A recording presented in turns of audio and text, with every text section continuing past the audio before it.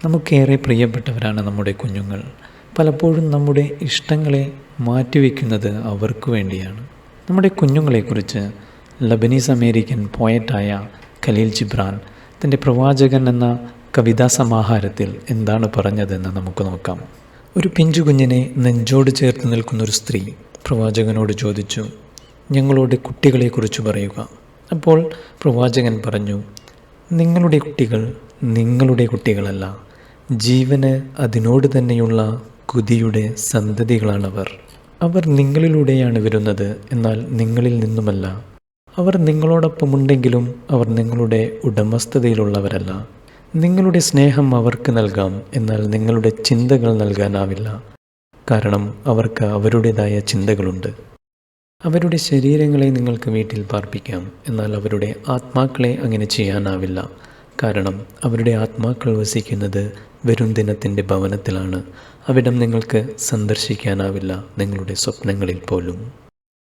നിങ്ങൾക്ക് അവരെ പോലെയാകാൻ ശ്രമിക്കാം, എന്നാൽ അവരെ നിങ്ങളെപ്പോലെയാക്കാൻ ശ്രമിക്കരുത്. കാരണം ജീവൻ പിന്നോട്ടേക്കല്ല പോകുന്നത്, മാത്രവുമല്ല അത് ഇന്നലെയിൽ കാത്തു നിൽക്കുന്നുമില്ല. നിങ്ങളുടെ കുട്ടികളെ ജീവനുള്ള അസ്ത്രങ്ങളായി മുന്നോട്ടെയ്യുന്ന വില്ലുകളാണ് നിങ്ങൾ. അനന്തതയുടെ പാതയിൽ ലക്ഷ്യസ്ഥാനം വില്ലാളി കാണുന്നു. അവൻ്റെ അസ്ത്രങ്ങൾ വേഗതയോടെ വിദൂരത്തിലേക്ക് നീങ്ങാനായി അവൻ അവൻ്റെ ഇച്ഛാശക്തിയാൽ നിങ്ങളെ വളയ്ക്കുന്നു.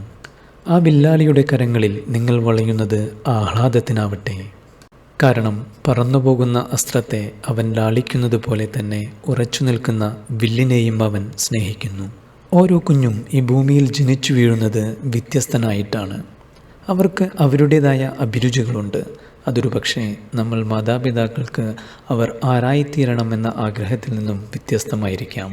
അവർ വലുതാകുമ്പോൾ ആരായിരിക്കണമെന്ന് നമ്മൾ തീരുമാനിക്കുന്നതിന് പകരം അവർക്ക് ജന്മനാ കിട്ടുന്ന അഭിരുചികളെ, അവരുടെ പാഷനെ വളർത്തിയെടുക്കാൻ ആവശ്യമായ സാഹചര്യങ്ങൾ ഒരുക്കി കൊടുക്കുക എന്നത് മാത്രമാണ് നമ്മുടെ കർത്തവ്യം.